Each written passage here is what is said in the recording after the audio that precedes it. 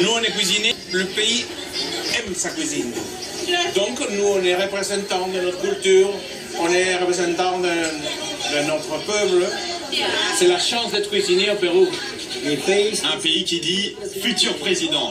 Non. Gaston, on t'aime, que Dieu te bénisse. Señora, gracias. Eso, listo.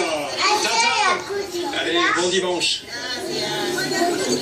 Pas besoin d'être président quand on est vénéré au Pérou comme le pape de la gastronomie.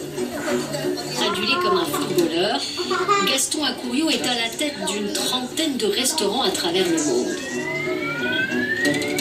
Dans son atelier au cœur du quartier bohème de Lima, il va nous offrir un récital de son talent.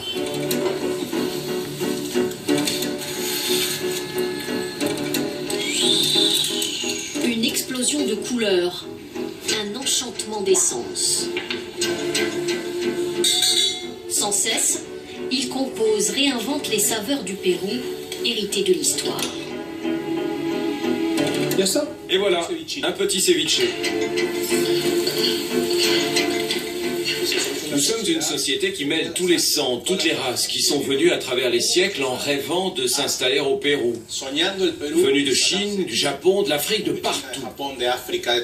Mais à l'inverse des autres pays qui ont gardé ces cultures et ces cuisines séparées, nous, ici, on les mélange.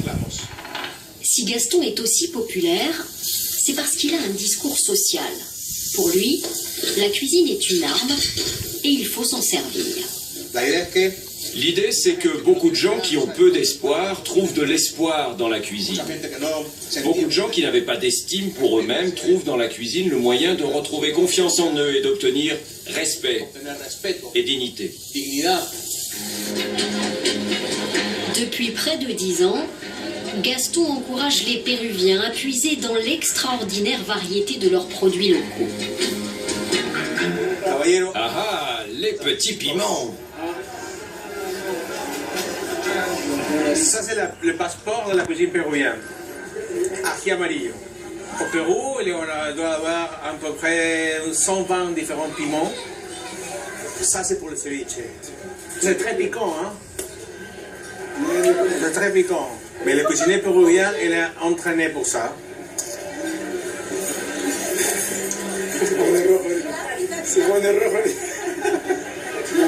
Non, ça va. Le principe, c'est d'utiliser toute notre biodiversité pour qu'à travers la cuisine, elle prenne de la valeur. Bien sûr, on peut faire des plats pour émerveiller notre public. Mais ce qui compte, c'est d'utiliser ces produits pour qu'ils prennent de la valeur, qu'ils soient reconnus localement, internationalement, et que cela génère des opportunités pour les producteurs et les commerçants.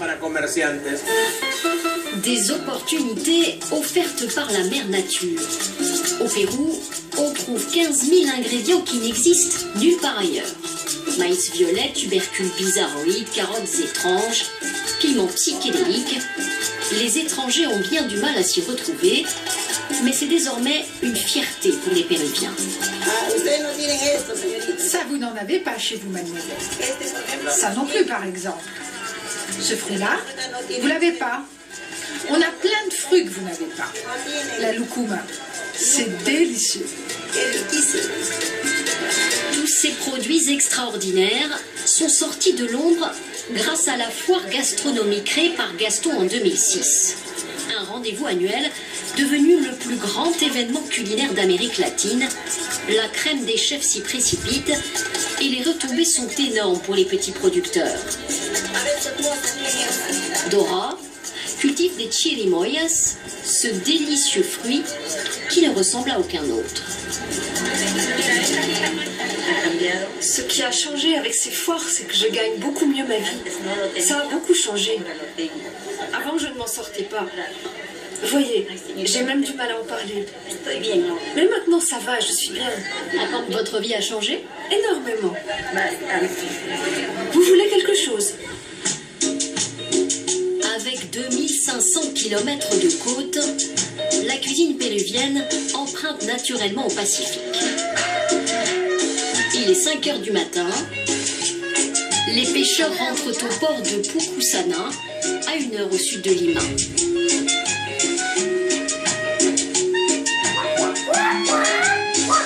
La mer a été généreuse, il faut vite vider les cales. Le poisson doit partir nourrir la capitale. Il y a des dorades magnifiques, des requins, des bonites argentées. Mais Andrés, chef cuisinier à Lima, cherche quelque chose de plus original pour son menu. Et ce matin, il a peut-être trouvé son bonheur.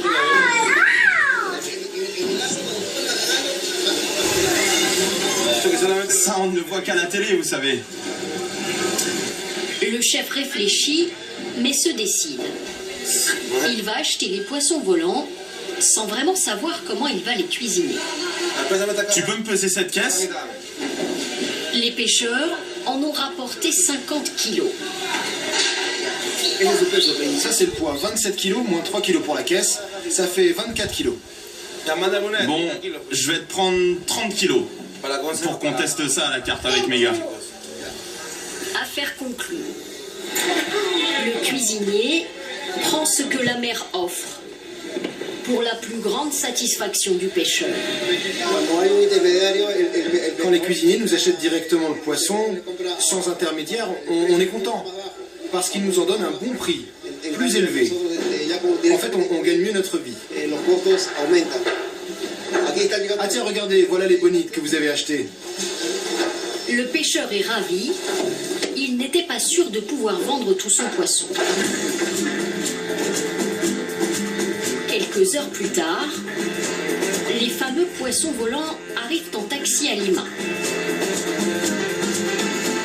Le pêcheur livre le restaurant de poissons de Gaston Acurio, où officie le jeune chef Andrés qui les a achetés. Oh, on dirait un petit ange. Regardez comme il est mignon, comme il est chou. Un petit ange qui passe quand même à la friture. Mais est-il assez bon pour être servi au menu? C'est le grand chef qui en décide. C'est une perfection.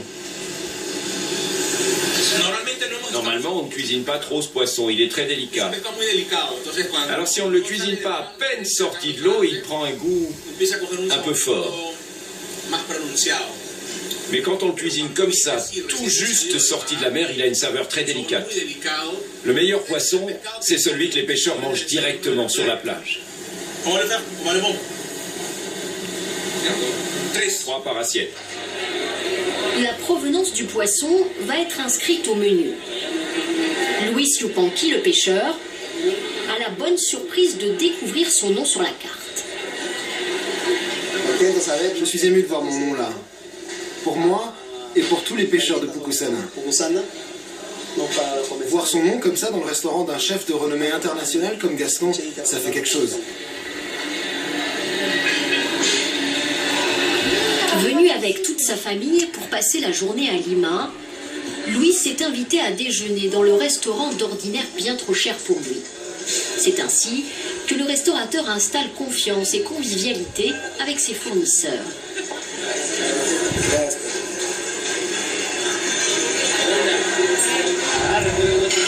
Délicieux. De leur filet à l'assiette, leur pêche est sublimée, mise en scène par des chefs qui lui donnent toute sa valeur, une émotion pour les pêcheurs qui redécouvrent leur poisson. Excellent, très très bon. Je suis très content parce que c'est nous qui pêchons ça. On travaille dur et on ne réalise pas que grâce à nos efforts en haute mer, des cuisiniers peuvent faire de tels délices dans un tel endroit. Je suis très heureux de voir ça. La cuisine est devenue un levier de développement.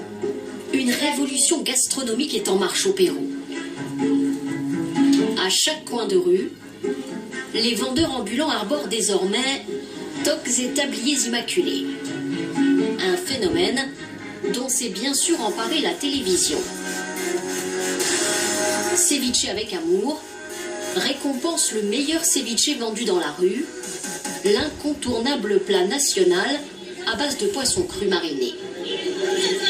Cette année, Ronald a gagné. Son ceviche a été sacré le meilleur de Lima. Ce genre de ceviche, tu ne manges pas tous les jours. Il est très spécial. Alors manger dans la voiture. Grâce au concours, Ronald a pu ouvrir un vrai restaurant. Son fabuleux destin fait aujourd'hui rêver tous les vendeurs ambulants. Chez Ronald est devenue une adresse ultra branchée à Lima. J'étais venu de ma province pour un avenir meilleur à la capitale. J'ai réalisé mon rêve d'avoir ma propre affaire et d'aller de l'avant. Aller de l'avant, c'est l'objectif. À l'image de San Martín qui libéra le Pérou au XIXe siècle,